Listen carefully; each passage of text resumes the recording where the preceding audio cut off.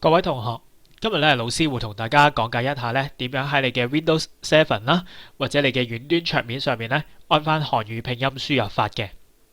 咁其實辦法好簡單嘅啫，同學只需要咧睇睇我哋嘅 Windows 嘅界面嘅右下角啦，呢度咧會有一個叫做語言列嘅地方。咁呢個咧其實就俾你揀選咧你選擇用唔同輸入法嘅地方啦。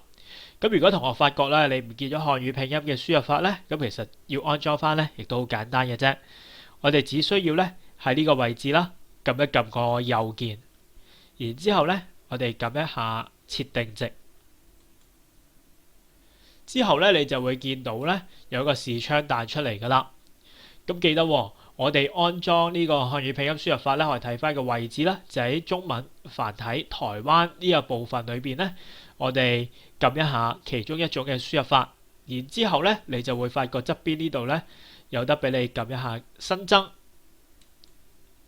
之後咧你就可以揀翻唔同嘅輸入法去安裝噶啦。嗱，咁漢語拼音輸入法咧，我哋咧喺 Windows 嘅系統裏邊咧，我哋叫做新注音，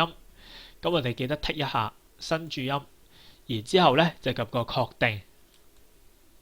好啦，撳咗之後咧，你會發現呢度咧，我哋多翻一個叫做新注音輸入法嘅。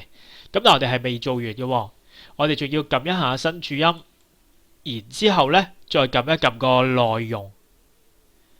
再之後咧我哋選擇翻呢度第四個按鈕鍵盤，我哋咧要揀翻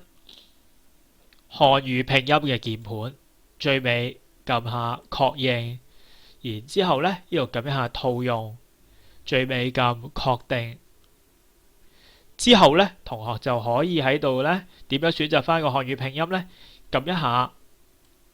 然之後咧你就會發現咧呢度就會有翻新注音輸入法，亦都係我哋嘅漢語拼音輸入法噶啦。咁撳一下咧，我哋就可以用到噶啦。